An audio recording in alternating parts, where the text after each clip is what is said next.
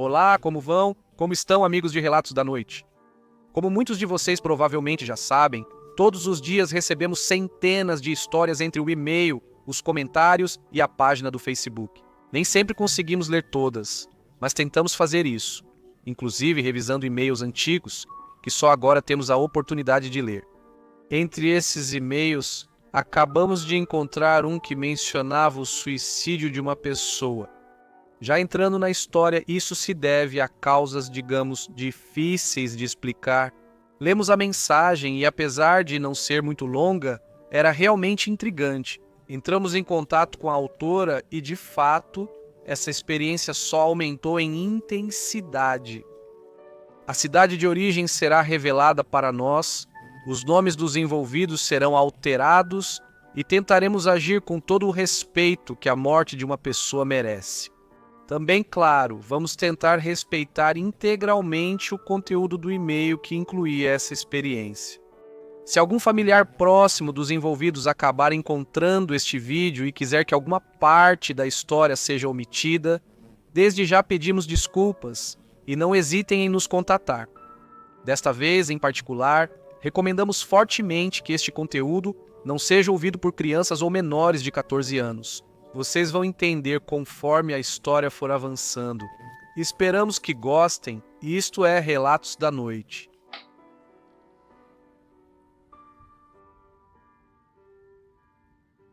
Mariana, minha prima, era a filha mais velha do meu tio Carlos e da minha tia Marta. Nunca fomos muito próximas porque éramos muito diferentes, mas sempre gostei muito dela. Eu gostava quando a via e trocávamos alguma conversa leve nas festas de família.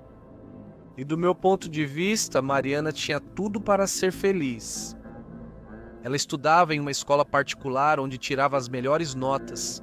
As amigas dela eram tão bonitas e populares quanto ela. Aos 14 anos, a puberdade não parecia afetá-la, pois era tão bonita e simpática que sempre era o centro das atenções.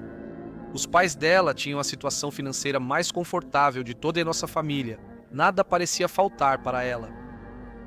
Por isso, o mundo pareceu desabar sobre nós na noite em que recebemos uma ligação do meu avô dizendo que Mariana tinha se suicidado. Lembro que meu pai passou para nos pegar minutos depois e saímos como alma penada até a casa do meu tio Carlos. A família e todos lá. Eles estavam inconsoláveis, incrédulos, enquanto os policiais continuavam revistando e os vizinhos do condomínio se aglomeravam ao redor. Minha tia Marta nos contou em pedaços o que aconteceu. Enquanto ela e meu tio visitavam alguns amigos, Mariana estava em casa se arrumando para sair para uma festa com as amigas. Lúcia, a filha mais nova, estava prestes a chegar do seu treino de natação. Pouco depois das 8 da noite, a mãe de uma das suas amigas a deixou na porta de casa, como sempre. Mas quando Lúcia entrou, ela se deparou com a cena mais horrível que se poderia imaginar. Com algo que ninguém, muito menos uma menina de 8 anos, deveria sequer conceber em sua cabeça. Sua irmã estava pendurada pelo pescoço na varanda do quarto dos pais, pendurada bem na frente da entrada, ainda com o uniforme da escola. Todas as mortes são tristes, sim, mas essa destruiu a família. Levou muito tempo para que até nós conseguíssemos retomar nossas vidas normalmente, sem ter Mariana permanentemente na cabeça. Eu sonhei por muito tempo com a cena, tão real como se eu mesmo tivesse vivido. O casamento dos meus tios durou apenas mais um ano. Depois disso, meu tio Carlos foi morar nos Estados Unidos, de onde é, e minha tia Marta se mudou para Querétaro com Lucia. A casa, praticamente abandonada depois do que aconteceu, era propriedade dela. E acabou se tornando mais um fardo, uma má lembrança do que um bem para a família dela. Naquela época, coincidentemente, meu pai queria investir comprando um pequeno apartamento, mas minha tia Marta, por ser irmã dele, ofereceu a casa por um preço muito menor do que ela realmente valia. Convencido de que seria se aproveitar da dor da irmã, meu pai recusou terminantemente, até que meu avô o convenceu de que, no final, seria o melhor para todos. Ele finalmente comprou a casa, reformou e tentou alugá-la por vários meses sem sucesso. Quando eu estava prestes a entrar no ensino médio, meus pais quiseram que eu estudasse em uma escola com um nível acadêmico melhor, uma escola particular pela primeira vez na minha vida. Seria, me disseram, na mesma escola onde Mariana estudava desde o ensino fundamental. E também foi um choque para mim quando me anunciaram que, devido à proximidade da escola e do trabalho dos meus pais, o mais conveniente para todos seria nos mudarmos para a casa recém-comprada e colocar para alugar a casa nos arredores na qual sempre tínhamos vivido. Isso sim, eu me recusei terminantemente a ocupar o quarto de Mariana, um quarto lindíssimo, o sonho de qualquer jovem, e me instalei no quarto ao lado, que era da Lúcia e que, ao que parece, tinha servido como depósito para guardar tudo o que meus tios não puderam ou não quiseram levar da casa. No primeiro dia lá, eu estava tão cansado que dormi no quarto, ainda cheio de objetos e lembranças de tempos melhores na família da Mariana. Tentei relaxar, esquecer dos pesadelos, esquecer do que a poucos metros de mim tinha acontecido anos atrás. Pensando nisso, eu tinha adormecido por apenas alguns segundos quando um som me alertou de repente. Alguém estava andando no quarto ao lado, no quarto da Mariana.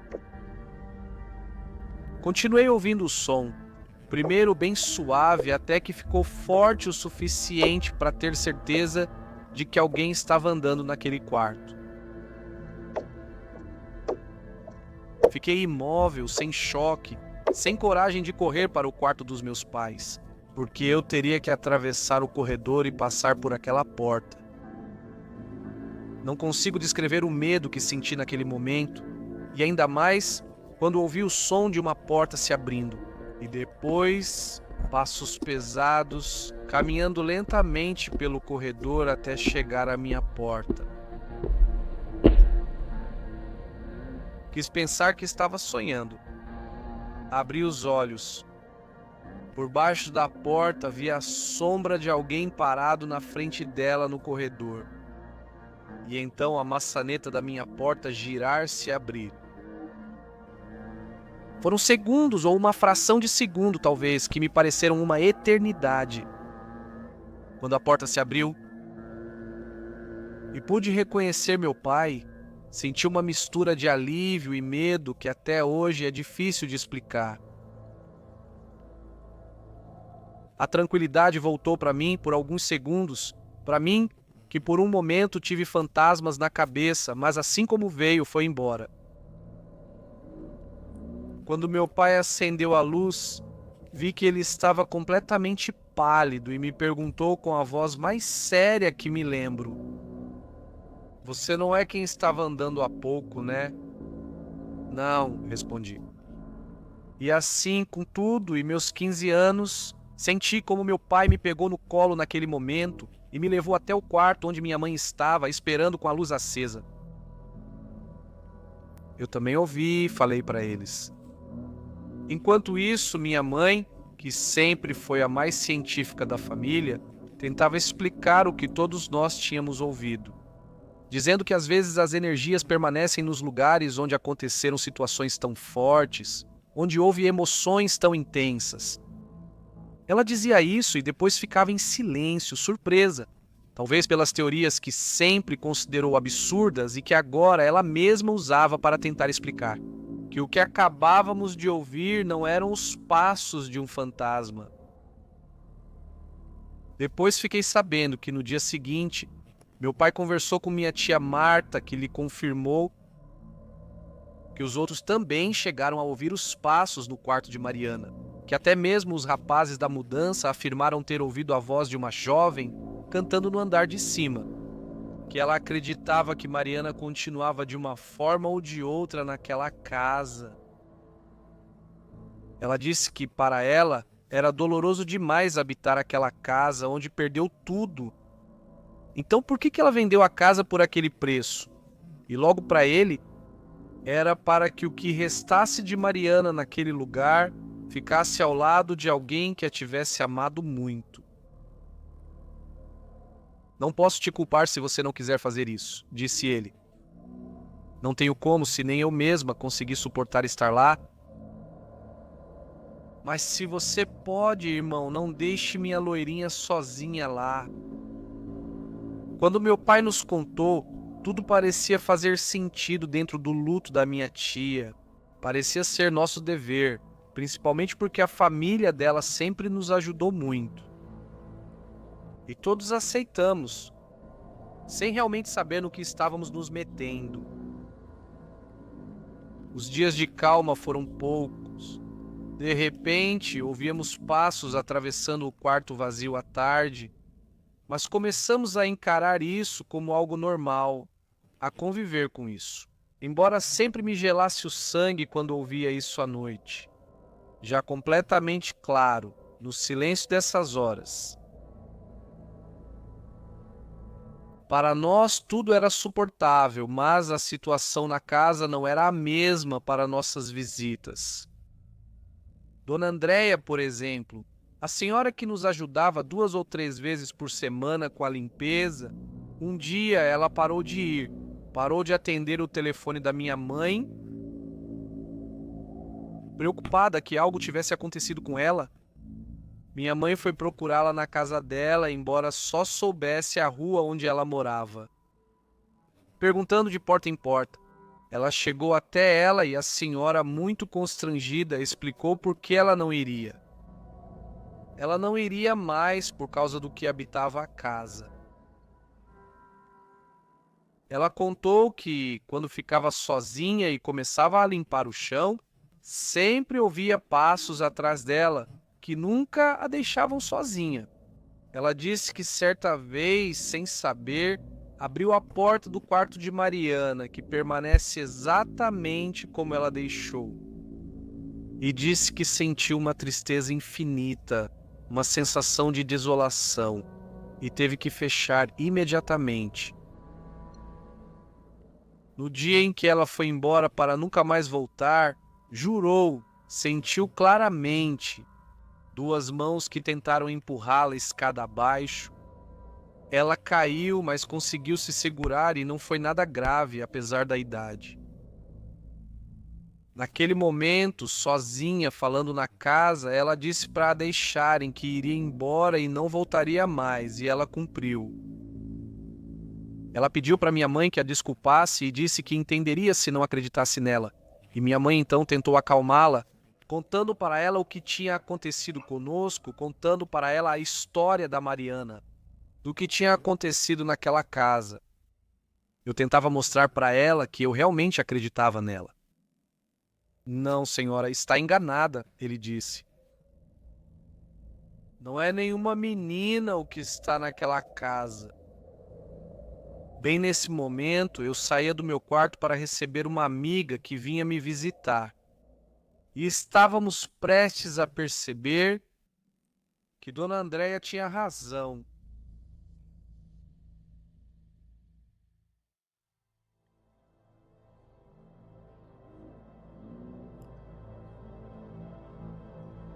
Fiquei muito feliz quando ouvi a campainha. Paola finalmente tinha aceitado meu convite para conhecer a nova casa. Ficamos tristes porque, pela primeira vez desde o ensino fundamental, estudaríamos em escolas diferentes. E acho que, de certa forma, ela estava um pouco chateada comigo por causa disso, embora eu tenha explicado que não podia fazer nada sobre essa decisão. Quando me assumi, ela acenou animada da entrada do jardim e eu desci correndo até ela. Como meus pais não estavam, queria aproveitar para conversar sobre tudo o que estava acontecendo comigo. Algo estranho demais para explicar por telefone ou por mensagens. Abri a porta e mostrei o jardim para ela. De um design, na verdade, lindíssimo, graças à paciência, criatividade e dedicação da minha tia Marta. De repente, virei de costas para mostrar uma fonte e ouvi um grito de susto que quase imediatamente se transformou em uma gargalhada. "O que aconteceu?" perguntei. "Seu pai quase me matou de susto", respondeu ela. "Meu pai, por quê? O que aconteceu com você?" "Ele estava espiando da janela lá de cima com uma máscara horrível de diabo", ela me disse. Quando ouvi isso, fiquei cheio de medo. Não soube o que fazer e hesitei em olhar para a janela. Eu não queria. Eu me recusava a pensar sobre o que poderia ser aquele quarto. "Que janela?" perguntei. "Aquela, a do meio." Senti meu corpo fraquejar. Ela estava se referindo à janela do quarto da Mariana. "Calha a boca, não é verdade", falei chorando. Ela perguntou o que estava acontecendo comigo e por que eu estava assim.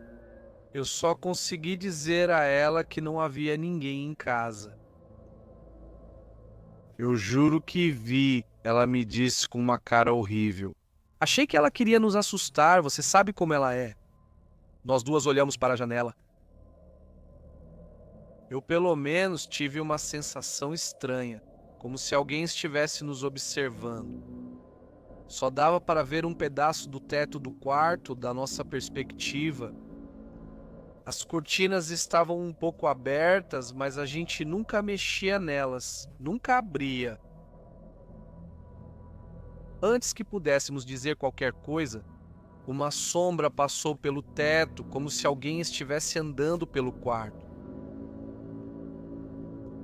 Não consigo explicar, e a sombra era apenas uma silhueta, mas senti que era a sombra de Mariana. Ao vermos a silhueta passar, Paola se aproximou e me abraçou assustada. As cortinas caíram de repente, como se alguém as puxasse. Corremos para a rua, histéricas. Um vizinho, preocupado, se aproximou na calçada para nos perguntar o que ocorria. Eu não consegui falar. Paula contou que havia um estranho na casa. "Ligue para a polícia que vou verificar", disse ele. E acenou para outro vizinho que chegava de carro a algumas casas dali. Alguém entrou na sua casa, ele gritou e o vizinho pegou um taco de beisebol do carro, daquelas que usam para trocar pneus. Entraram com Paola no quintal e ela apontou a janela onde o vimos. Posso garantir que eles pararam de repente, evidentemente ao saberem de qual quarto se tratava. E lembrar que bem acima deles, o corpo inerte de Mariana havia permanecido pendurado por horas até que sua irmã o encontrou. Eles entraram de qualquer jeito e Paola os seguiu. Eu não chamei a polícia. Infelizmente, eu sabia ou imaginava do que se tratava. Os minutos passaram e eles não saíam. Entrei para ver o que estava acontecendo e, reunindo coragem, subi as escadas para dar de cara com Paola, que naquele momento estava ligando para a polícia. Se tinha alguém, ela me disse. Conseguimos ver que correu e se escondeu no armário. Eu não podia acreditar. Não sabia se ficava feliz ou assustado. Ainda mais. Mas corri até o quarto, onde os dois senhores tentavam abrir as portas do enorme armário da Mariana. "Sai, desgraçado, antes que a polícia chegue e fique pior para você", diziam e gritavam palavrões, puxando com toda a força, quase se pendurando nas portas, mas elas não cediam. O som do portão elétrico da entrada dos carros chamou nossa atenção. Um dos vizinhos olhou pela janela e me disse que minha mãe estava chegando. Saí e o outro vizinho veio atrás. Mas a poucos metros, fomos parados pelo rangido das portas do armário se abrindo bem devagar. Voltamos para o quarto. O vizinho que tinha ficado observava atentamente o interior do armário, apertando seu ursinho de pelúcia. Ninguém saiu, disse ele. O outro vizinho falou um monte de palavrões e começou a mexer nas roupas violentamente, procurando desesperadamente por alguém que eles juravam ter visto. Não havia nada, não havia absolutamente nada, e o vizinho ia ficando cada vez mais pálido enquanto verificava uma e outra vez. E percebia que não era possível que alguém estivesse ali, que alguém tivesse entrado. Minha mãe subiu correndo, alertada por Paola e ainda mais assustada. Ao ver o rosto de nós três, ela fechou tudo, puxou as cortinas e pediu para sairmos e conversarmos fora do quarto. Desçam, filhas, já vou, ela nos disse. Obedecemos e ela ficou conversando com os dois vizinhos. Depois de meia hora, que me pareceu uma eternidade, ouvi as vozes deles descendo pelo quarto. Um deles continuava dizendo algo como que passaria um número de telefone, insistindo que conhecia alguém que poderia nos ajudar. O outro continuava calado e com olhar distante. Minha mãe agradeceu a eles e os acompanhou até a rua. Quando voltava, ela ficou no jardim, olhando fixamente para a janela. Ao perceber isso, eu saí e Paola também. A cortina do quarto de Mariana estava ligeiramente aberta, apenas uns 5 centímetros. Vocês viram que eu fechei ela totalmente, certo? Perguntou minha mãe. Sim, nós vimos, respondeu Paola. Eu, enquanto isso, estava paralisado.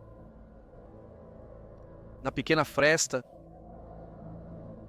eu podia ver um rosto branco, não pálido, mas completamente branco, e com olheiras de um tom totalmente preto nos observando. Não sei se elas também podiam ver, mas se viram, não disseram nada. Esfreguei os olhos e olhei para outro lado.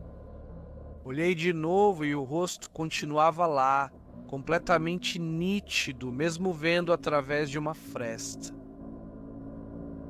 E não se movia. Pelo contrário, parecia ficar ali para que a gente pudesse notar. Vamos entrar, disse minha mãe, nos surpreendendo. Ela disse isso em um tom irritado, como se estivesse muito brava, não havia medo em sua voz.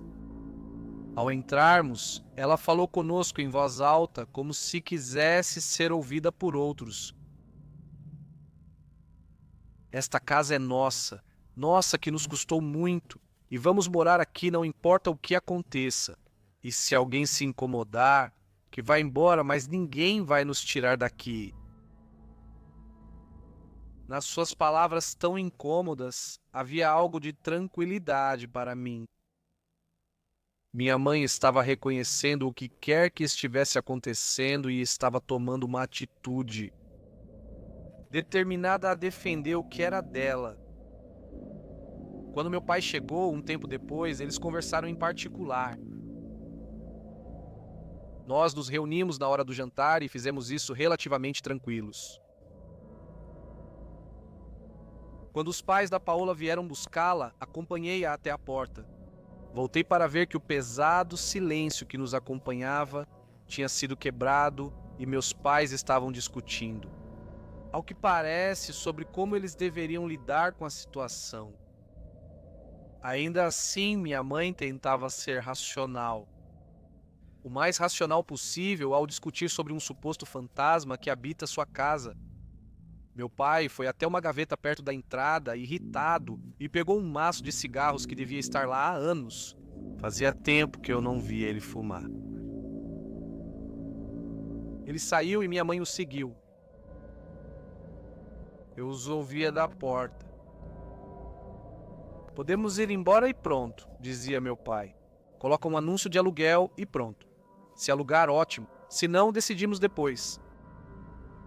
Não seja absurdo, por favor, Ernesto, respondeu minha mãe.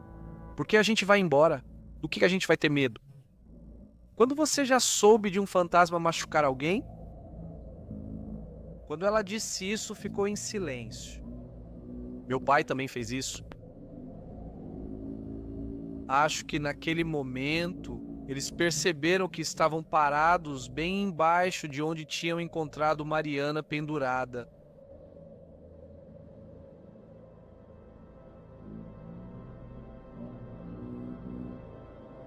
Não dá para ignorar nem o que estava acontecendo, nem aquele rosto na janela, os passos fortes que se ouviam à noite, ou os passos que eu sempre achei que eram da Mariana e que só se ouviam durante o dia. Esses sempre sem sair do quarto dela. Eu esperava poder finalmente entrar na escola para não ter que passar tanto tempo naquela casa, para me distrair, para conhecer gente nova, me concentrar na tarefa pela primeira vez na minha vida. Minha mãe começou a se aproximar da vizinha da frente. O filho dela estudava na escola onde eu iria entrar e elas acharam bom que ele me contasse um pouco sobre a escola antes de eu começar. Além disso, assim pelo menos eu teria um rosto conhecido nos meus primeiros dias. Acabou sendo exatamente o contrário. E não tinha nada a ver com o Luiz Alberto, o vizinho, mas sim com tudo o que ele desencadeou. A conversa que tivemos, com tudo o que aprenderíamos um com o outro. Mariana estava na minha turma desde o fundamental. Sim, você sabia, né? Foi a primeira coisa que ela me disse quando nos conhecemos. E não, eu não sabia. Luiz Alberto era uma ótima pessoa, mas tinha um senso de humor um pouco estranho. Por isso quase não tinha amigos, exceto por um grupinho de garotos tão estranhos quanto ele, com quem ele se reunia na escola. Mariana Bueno, digamos que era o extremo oposto.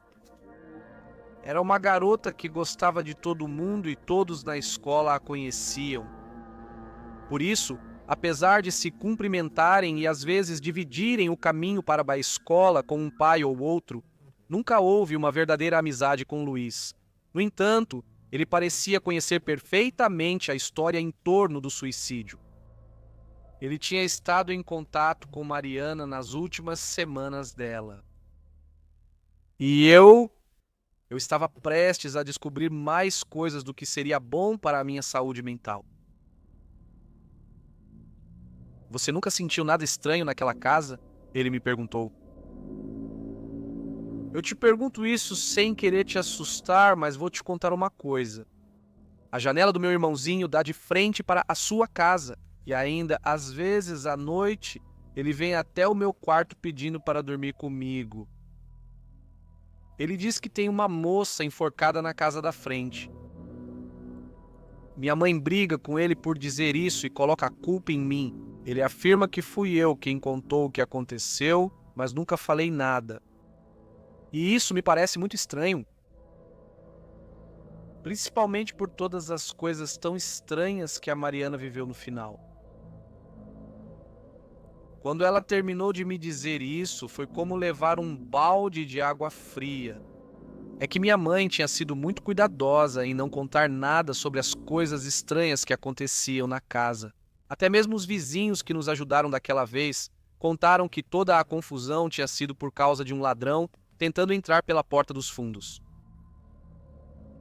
O que Luiz Alberto estava me contando não tinha nada a ver com o que tinha acontecido com a gente. Ele realmente estava contando porque aquilo tinha acontecido. Ao entrar na escola, percebi o quanto seria difícil. Mariana era uma garota muito popular e todo mundo tinha ficado sabendo do que aconteceu. E de alguma forma também, todos sabiam de mim, que eu era prima dela e que agora morava na casa dela. Eu juraria que até tinham medo de mim. Parecia que ninguém queria falar comigo. Luiz Alberto veio ao resgate naquela época. Nas horas vagas, ele me chamou para conviver com ele e seus amigos. Todos eles eram obcecados por jogos de cartas, quadrinhos, filmes gore e músicas que até então eu não conhecia. Nós já sabíamos que ia acontecer algo com a sua prima, me disse Tony. Um garoto de quase 1,90 m, gordinho, de rosto infantil, apesar da barba rala, demais para seus 17 anos. E que, ao que parece, era o líder do grupo. Ela se aproximou para nos perguntar sobre coisas que tinha descoberto, continuou. Que tipo de coisas? Perguntei. Coisas, vídeos. Você já começava a conhecê-la. Sua prima tinha gostos estranhos, inclusive no que pesquisava na internet. E não estou falando de Deep Web nem nada disso, estou falando de sites acessíveis a todos, de vídeos no YouTube sem nenhum tipo de privacidade. Mais do que ter dezenas de números e letras aleatórias no título. Não sei como ela chegou até eles, não sei como começou a se envolver nisso, mas isso fez muito mal para ela. Luiz Alberto permanecia calado, enquanto os outros falavam sobre como as pessoas podiam se sugestionar ao encontrar vídeos estranhos na internet. Eu percebi. E já quando estávamos caminhando, só eu e ele a caminho de casa, perguntei a ele: por quê? Não acho que tenha sido só sugestão, ele dizia. Ninguém se suicida por sugestão. Sua prima não precisava de nada. Dizem na escola que foi porque ela descobriu que uma das amigas ia ficar com o ex-namorado dela, e todo o grupinho sabia, menos ela. Mas eu não acho que isso fosse algo que teria afetado ela desse jeito. Além disso, ele fez uma pausa como se tivesse se arrependido de algo que estava prestes a dizer. E de repente ele se despediu no meio do caminho e começou a voltar em direção à escola. Tudo aquilo estava cada vez mais estranho para mim. E quando cheguei em casa, ouvi alguém arrastando um móvel ou algo assim no andar de cima. Gritei para minha mãe para ver se era ela, mas ninguém respondeu. Peguei o telefone e confirmei que meus pais não estavam em casa. Quando esse som se aproximou do corredor ao lado das escadas, decidi sair rapidamente para o quintal e começar a fazer a lição de casa no jardim. Nessa época, eu já aguentava ouvir essas coisas estranhas, mas sentia um medo enorme de ver alguma coisa de repente dentro de casa. Minha mãe chegou com uma moça, a nova garota, para nos ajudar na limpeza. E quando eu a cumprimentei, vi que Luiz Alberto chegava em casa com um dos meninos do grupo. Eles fizeram sinal para eu me aproximar e fui com eles. Olha, vamos te explicar algumas coisas, mas você não pode contar para os outros, nem para os meninos do grupo, nem para ninguém na escola, nem para seus pais. Tudo bem? Eu disse que sim, um pouco nervoso. Vamos para a sua casa. Acho que vai ser mais fácil explicar lá.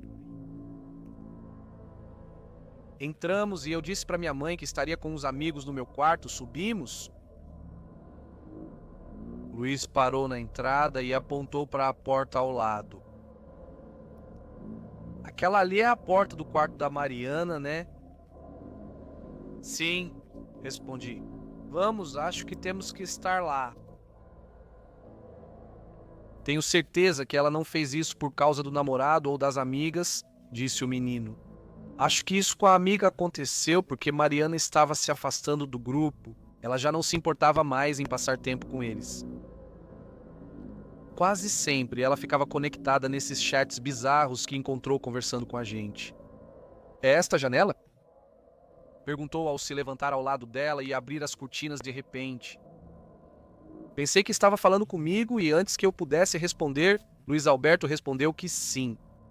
Ele também se aproximou da janela e apontou para a casa da frente. As árvores mal deixavam ver aquela janela em particular de onde eu via a janela do quarto do irmão dele.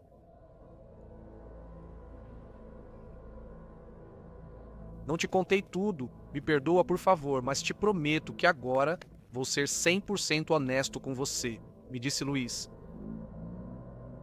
Semanas antes do que aconteceu, comecei a me preocupar muito com Mariana. As coisas que ela dizia estavam cada vez mais estranhas. Ela me mandava mensagens estranhas de madrugada e de manhã garantia que não tinha sido ela. De repente, ela começou a mandar mensagens até no grupo que a gente acabou incluindo ela. E ela poderia, por exemplo, escrever boa noite e depois um monte de caracteres sem sentido e depois continuava como se nada tivesse acontecido. Uma vez ela nos enviou uma foto do nada, uma foto dela mesma, com uma expressão completamente séria olhando para o nada. Atrás dela, dava para ver uma silhueta preta enorme. Parecia borrada, como se alguém tivesse corrido rapidamente para não aparecer na foto. Quando ela mandou, eu fui até o quarto do meu irmão para olhar para cá, para este quarto, para ver se tinha alguém aqui com ela. Vi uma figura perto da janela. No começo, parecia ser Mariana em cima de uma cadeira, porque ela parecia mais alta que a moldura, como se estivesse arrumando alguma coisa, mas ela não se mexia. Ela só estava parada aqui. Bem aqui, em frente a esta janela onde você está parada. De repente, Mariana, com seu cabelo inconfundível, entrou no quarto e percebi que o que estava ao lado da janela não era uma pessoa. Não era nada normal, e sim a silhueta de algo enorme. Corri para o meu quarto para escrever para Mariana no chat, peguei meu laptop e voltei correndo para o quarto do meu irmão para ver.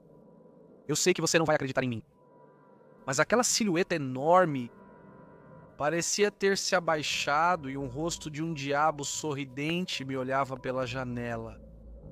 Parecia uma máscara horrível. Ao ouvir o relato de Luiz, saí do quarto imediatamente. O que eu acabava de escrever era muito parecido com o que Paola tinha afirmado ter visto naquela janela apenas alguns dias antes. Perguntei se podíamos continuar conversando depois. Eles se despediram e saíram em direção à casa de Luiz. Eu fiquei na cozinha junto com a mamãe e Hortência, a garota nova. Ouviu-se passos correndo no andar de cima.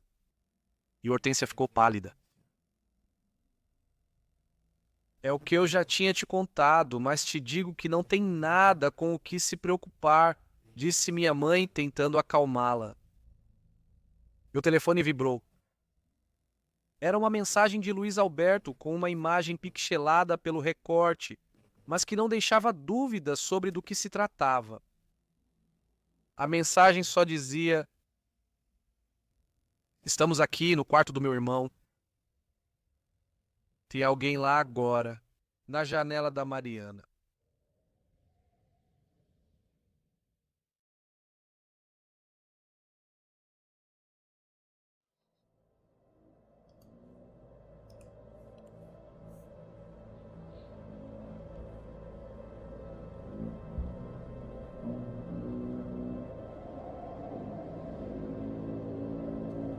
Pedi para Luiz Alberto e o amigo dele virem, e junto com Hortência e minha mãe, subimos para o quarto para verificar. Quando entramos, só encontramos um cheiro horrível que tomava conta do quarto. Seguimos a origem até o banheiro daquele quarto que ninguém usava. O cheiro vinha da pia. Era um cheiro nojento, nauseante, como se tivesse um animal morto. Luiz disse que iria verificar, mas Hortência o interrompeu e foi buscar o necessário para limpar. Luiz ficou com ela enquanto nós esperávamos fora do quarto. Pouco depois, Hortência gritou. Luiz começou a vomitar. Entramos rapidamente, alarmados, para ver que ela havia tirado cabelos da pia. Uma grande bola de cabelos loiros emaranhados, com o que parecia ser sangue coagulado. O cheiro era horrível e tentamos não vomitar.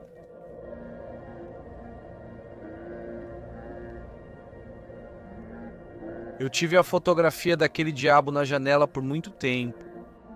Ainda devo tê-la no meu computador antigo. Já a vi uma vez em um fórum sobre temas paranormais, apesar de não saber quem postou, e lá diziam que tinha sido tirada em outra cidade. Hortência ficou apenas uma semana conosco. Depois, quem começou a vir foi a irmã dela, e essa sim ficou por muito tempo. Ela nos disse que Hortência, por causa de ter ficado conosco, ela tinha se tornado muito sensível às coisas ruins, às coisas paranormais. Ela sentia muito forte a presença de uma garota na casa e atribuía isso a Mariana. Ela dizia que via seu reflexo atrás dela enquanto limpava, perto de algum espelho ou vitrine. Ela encontrou bolas de cabelos loiros nas pias de toda a casa. Ela aguentou por alguns dias até que alguém ou algo puxou seu cabelo com muita força. Quando isso aconteceu, minha mãe estava na cozinha e, por mais que tentasse, não conseguiu convencê-la a continuar com a gente. Não podíamos culpá-la. Dona Andréa já tinha ido embora por sentir a presença de alguma coisa. Hortência por sentir a Mariana. Achávamos estranho que uma não tivesse falado das outras presenças. Cada uma sentiu algo em particular. O estranho foi o caso da Hortência, de quem continuávamos sabendo por meio da irmã dela. E depois ela até começou a ver coisas estranhas na casa dela. Sempre me senti mal sobre isso. Minha mãe ainda quer pensar que é só sugestão dela.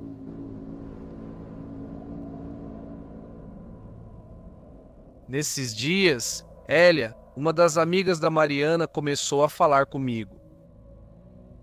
Parece que ela tinha brigado com as outras meninas do grupo e achou que a melhor forma de irritá-las era se aproximando de mim, a quem as outras suponho viam como indesejável. Ela me confessou isso depois, quando começamos a nos dar melhor e acabamos nos tornando grandes amigas. Através dela pude entender um pouco mais das últimas semanas de Mariana. Ela foi se afastando lentamente, deixou de passar todos os finais de semana com elas, como faziam até então. As outras sabiam que algo estava errado com ela, mas decidiram ignorar. Quando contei para ela o que Luiz Alberto e seus amigos tinham me contado, ela zombou um pouco de mim. Sério que Tony te disse que não sabe como Mariana começou a ver coisas estranhas na internet? Aquele maldito gordo foi a causa de tudo. Eu me senti estranha, enganada. Pedi que ela me acompanhasse em casa para confrontar Luiz Alberto sobre isso. Quando chegamos, eu liguei para ele e disse para atravessar até minha casa, que era algo importante. Ele chegou minutos depois e, quando ela perguntou, ele negou tudo, dizendo que Elia, com certeza, tinha mentido para mim e que Tony não tinha nada a ver com isso. Elia saiu do banheiro onde estava escondida e Luiz ficou pálido. Tudo bem, tudo bem. Não te contei tudo porque não queria que você se envolvesse mais nisso, ele me disse. Elia respondeu com um sorriso sarcástico. Acho que já é um pouco tarde para isso. Não sei se você percebeu onde ela mora e as coisas que ela tem que aguentar todas as noites.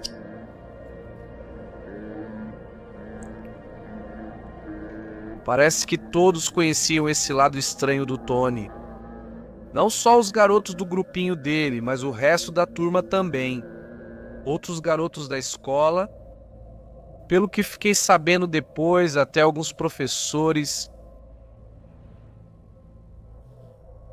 No entanto, ninguém sabia ao certo do que se tratava todo aquele assunto, nem tinham visto os vídeos. Era uma espécie de clube no qual pouquíssimos podiam entrar e de alguma forma não sabemos direito. Mariana entrou nele. Com mais confiança, Elia me contou algo muito estranho. Desde o suicídio, eles estavam recebendo mensagens da conta do Facebook de Mariana. Mensagens muito estranhas. Fotos de Mariana com cada um deles, mas nas quais o rosto de Mariana aparecia distorcido, com traços quase demoníacos. Eles conversaram sobre isso entre todos, e isso os deixou ainda mais abalados emocionalmente. Quando um deles começou a responder às mensagens, exigindo que parassem de brincar com isso e que respeitassem Mariana. Quem quer que estivesse do outro lado, começou a escrever coisas que só Mariana sabia. Segredos que só ela conhecia. Foi assim que aconteceu com os outros, até que decidiram bloqueá-la. Lembro que eu não gostava nem um pouco de ver o perfil dela. Quando me falaram das mensagens, entrei, vi as fotos dela. Vi aquelas em que aparecíamos juntos. Estive prestes a escrever no chat para ver se havia algum tipo de resposta. No final, acabei apenas denunciando a conta da Mariana. Ela acabou sendo removida pelo Facebook como usuária ativa. Luiz Alberto tinha certeza de que Tony era quem tinha enviado essas mensagens, mas nunca conseguimos confirmar isso.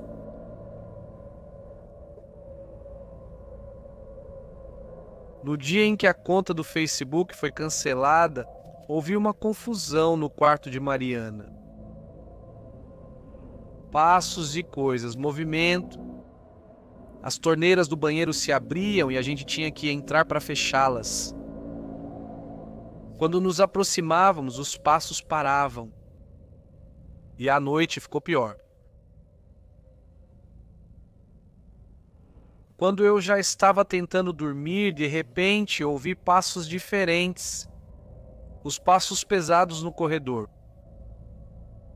Fiquei surpreso que meus pais não acordaram dessa vez. Sempre que as coisas ficavam intensas demais, meu pai ia me buscar e me levava para o quarto com eles. Naquela noite em particular, eles não ouviram nada.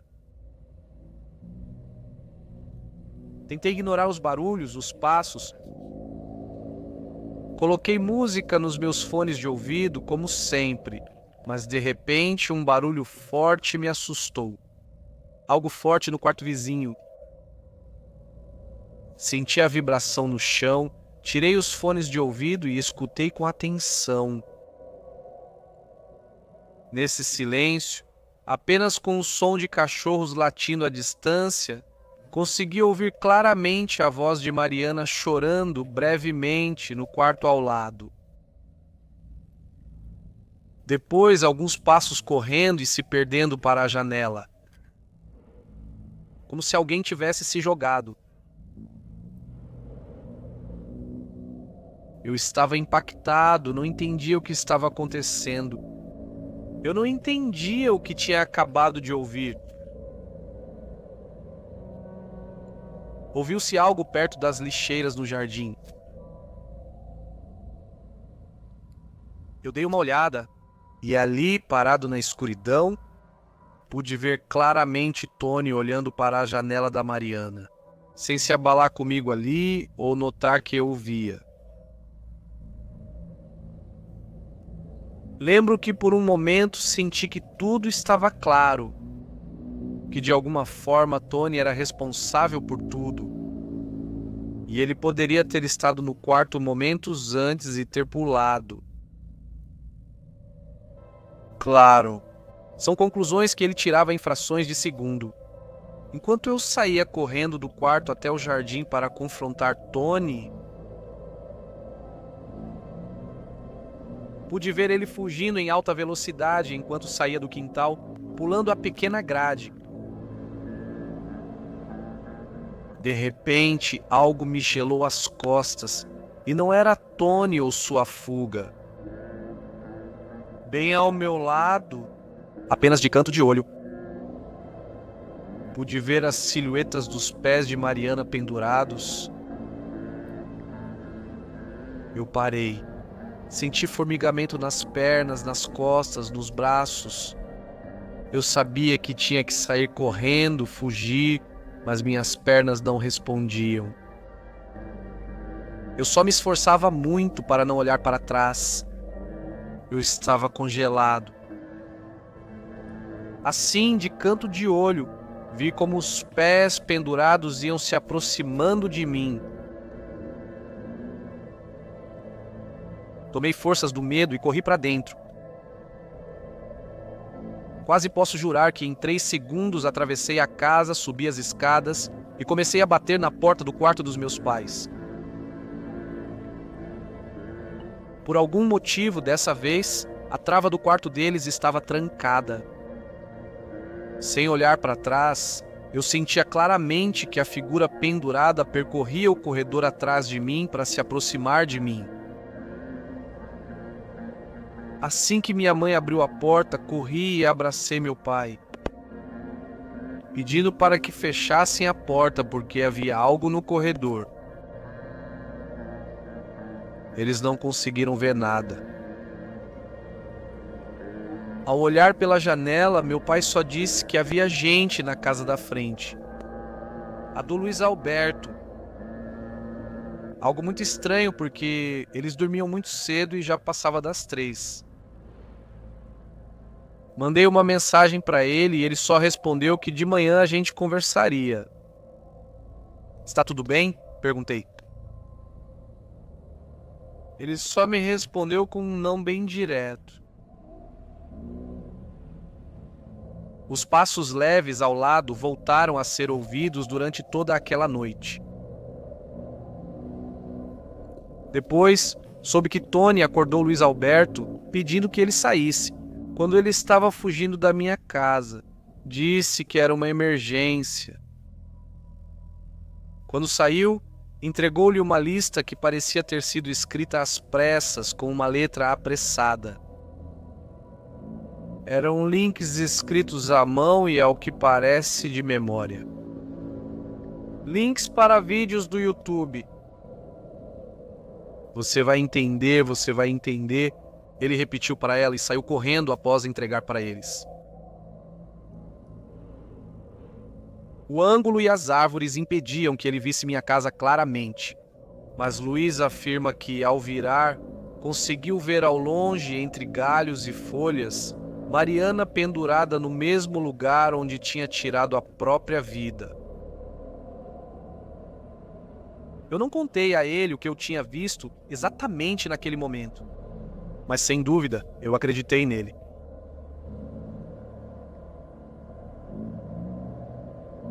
Eu não quis ver os vídeos.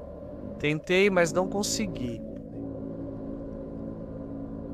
Ele resolveu mostrar os vídeos no dia seguinte a um amigo próximo do grupo.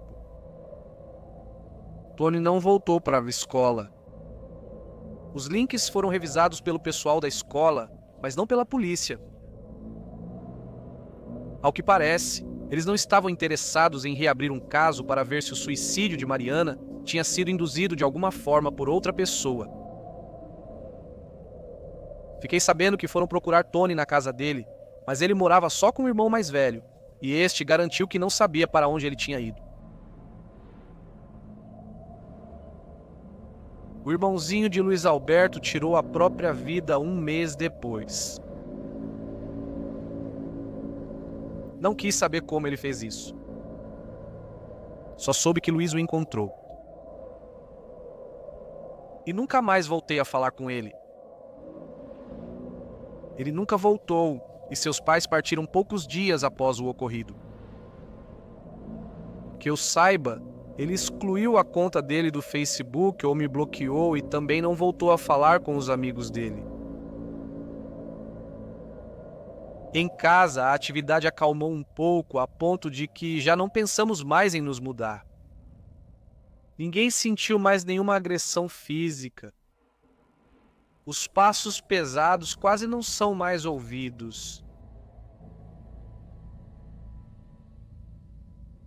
Como vocês sabem, a primeira parte da história era mais sobre o que estava acontecendo comigo naquela época.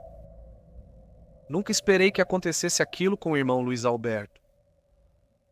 Espero um dia vê-lo e saber mais sobre isso. Saber o que aconteceu com todos, é a única coisa que me deixaria mais tranquilo.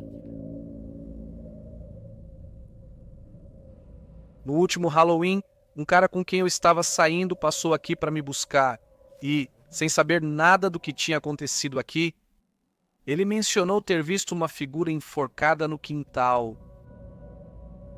Evidentemente, a gente nem sequer decora a casa nessa época.